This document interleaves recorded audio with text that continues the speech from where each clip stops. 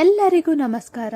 ಹಸು ಕರು ಹಾಕಿದ್ಮೇಲೆ ಮೊದಲನೇ 5 ದಿನ 6 ದಿನ ನಾವು ಆ ಹಾಲ್ನ ಟೀ ಕಾಫಿ ಮಾಡೋದಕ್ಕೆ ಯೂಸ್ ಮಾಡಲ್ಲ. ಆ ಹಾಲ್ನಿಂದ ನಾನು ಗಿಣ್ ಮಾಡೋದನ್ನ ಹೇಳ್ಕೊಡ್ತಾ ಇದ್ದೀನಿ. ಮೊದಲು ಒಂದು ಪಾತ್ರೆಗೆ 2 ಲೀಟರ್ ಹಾಲು ಹಾಕ್ತಾ ಇದ್ದೀನಿ.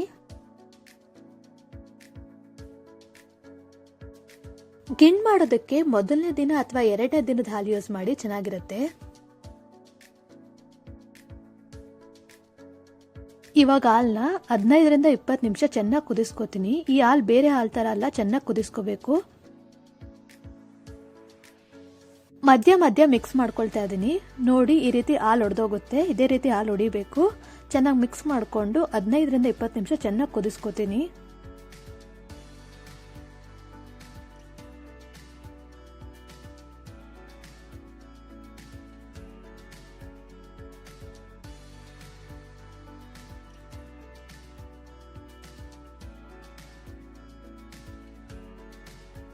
ಹಾಲು ಚೆನ್ನಾಗಿ ಕುದಿಯೋ ಅಷ್ಟರಲ್ಲಿ ಬೇರೆ ಪದಾರ್ಥಗಳನ್ನ ರೆಡಿ ಮಾಡ್ಕೊಳ್ತೀನಿ. ಇವಾಗ ಒಂದು ಪ್ಯಾನ್ಗೆ 5ರಿಂದ 6 ಟೀ ಸ್ಪೂನ್ ಕಡಲೆ ಬೀಜ ಹಾಕ್ತಾ ಇದ್ದೀನಿ. ಕಡಲೆ ಬೀಜ ಸ್ವಲ್ಪ ಬಣ್ಣ ಚೇಂಜ್ ಆಗಬೇಕು, ಅಲ್ಲಿವರೆಗೂ ಹುರ್ಕೊಳ್ತಾ ಇದ್ದೀನಿ.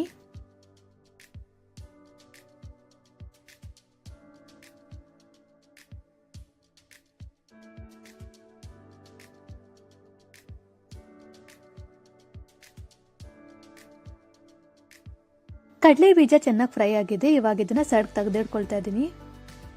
ಕಡಲೆ ಬೀಜ ಸ್ವಲ್ಪ ತಣ್ಣಗಾದ್ಮೇಲೆ ಸಿಪ್ಪೆ ತೆಗೆದು ಒಂದು ಮಿಕ್ಸಿ ಜಾರ್ಗೆ ಹಾಕೊಳ್ತಾ ಇದ್ದೀನಿ.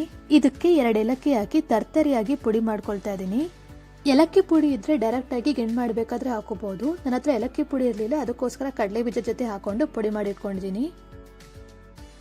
ಕಡಲೆ ಬೀಜ ಪುಡಿ ಮಾಡ್ಕೊಂಡಿದ್ ಮಿಕ್ಸಿಗೆ ಅರ್ಧ ಕಪ್ ಅಂದ್ರೆ 6ರಿಂದ 7 ಟೀ ಸ್ಪೂನ್ ಹುರ್ಗಡ್ಲೆ ಅಥವಾ ಪುಟಾಣಿ ಹಾಕಿ ಅದನ್ನು ಕೂಡ ತರ್ತರಿಯಾಗಿ ಪುಡಿ ಮಾಡ್ಕೊಳ್ತಾ ಇದ್ದೀನಿ.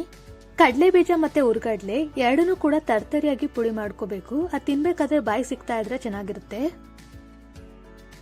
ನಾನಿಲ್ಲಿ 1.5 ಕಪ್ ಅವಲಕ್ಕಿ ತಗೊಂಡಿದ್ದೀನಿ, ಅಂದ್ರೆ ಸುಮಾರು 1/4 kg ಇದೆ. ಇದಕ್ಕೆ ನೀರ್ ಹಾಕಿ 2 ಸಲ ಚೆನ್ನಾಗಿ ತೊಳೆದಿಡ್ಕೊಳ್ತಾ ಇದ್ದೀನಿ.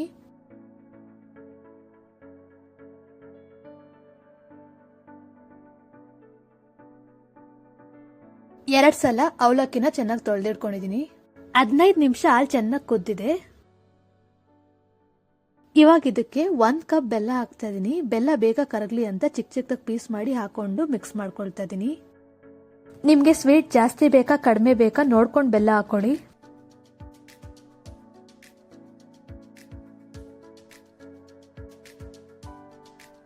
ಸ್ವಲ್ಪ ಬೆಲ್ಲ ಕರಗಿದ್ಮೇಲೆ ನಾವು 2 ಸಲ ನೀರಲ್ಲಿ ತೊಳೆದಿಟ್ಕೊಂಡಿರೋ ಅವಲಕ್ಕಿ ಹಾಕಿ ಮಿಕ್ಸ್ ಮಾಡ್ತಾ ಇದೀನಿ.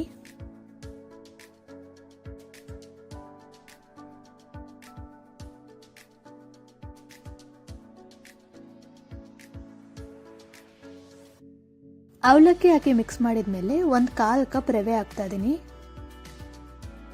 ರವೆ ಹಾಕಿ ಮಿಕ್ಸ್ ಮಾಡ್ತಾ ಇದೀನಿ.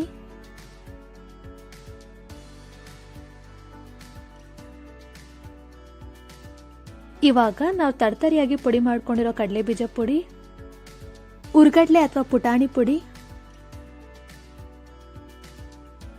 1 ಟೀ ಸ್ಪೂನ್ ಗಸಗಸೆ, 3 ಟೀ ಸ್ಪೂನ್ ಕೊಬ್ಬರಿ ತುರಿ ಹಾಕಿದ್ರೆ ಗಿಣ್ಣ ತುಂಬಾ ದಿನ ಇಡಬಹುದು. ಅದೇ ತೆಂಗಿನಕಾಯಿ ಹಾಕಿದ್ರೆ ಗಿಣ್ಣು ಬೇಗ ಹಾಳಾಗುತ್ತೆ. ಇದನ್ನೆಲ್ಲ ಹಾಕಿ ಚೆನ್ನಾಗಿ ಮಿಕ್ಸ್ ಮಾಡ್ತಾ ಇದೀನಿ.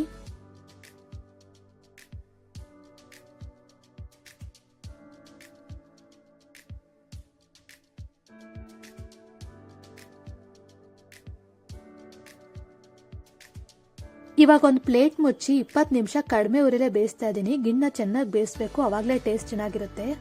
ಗಿಣ್ ರೆಡಿ ಆಗೋಷ್ಟರಲ್ಲಿ ಒಂದು ಪ್ಯಾನ್ ಇಟ್ಟು ಅದಕ್ಕೆ 1 ಟೀ ಸ್ಪೂನ್ ತುಪ್ಪ ಹಾಕೊಳ್ತಾ ಇದ್ದೀನಿ. ತುಪ್ಪ ಸ್ವಲ್ಪ ಕರಗಿದ ಮೇಲೆ ಇದಕ್ಕೆ ದ್ರಾಕ್ಷಿ, ಗೋಡಂಬಿ, ಬಾದಾಮಿ ಹಾಕಿ ಅದನ್ನ ತುಪ್ಪದಲ್ಲಿ ಕರಿತಿದ್ದೀನಿ. ಗಿಣ್ಣುಗೆ ಡ್ರೈ ಫ್ರೂಟ್ಸ್ ಹಾಕೋದು ಆಪ್ಷನಲ್, ನಿಮ್ಗೆ ಇಷ್ಟ ಇದ್ರೆ ಹಾಕೊಳ್ಳಿ, ಮಕ್ಳಿಗೂ ಕೂಡ ಇಷ್ಟ ಆಗುತ್ತೆ.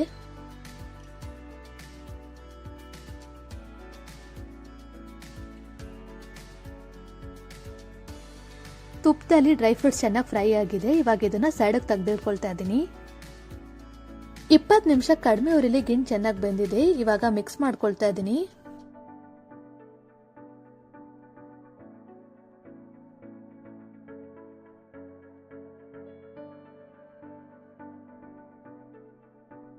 ಇವಾಗ ಇದಕ್ಕೆ ತುಪ್ಪದಲ್ಲಿ ಕರೆದಿಟ್ಕೊಂಡಿರೋ ಡ್ರೈ ಫ್ರೂಟ್ಸ್ ಹಾಕಿ ಮಿಕ್ಸ್ ಮಾಡ್ತಾ ಇದ್ದೀನಿ.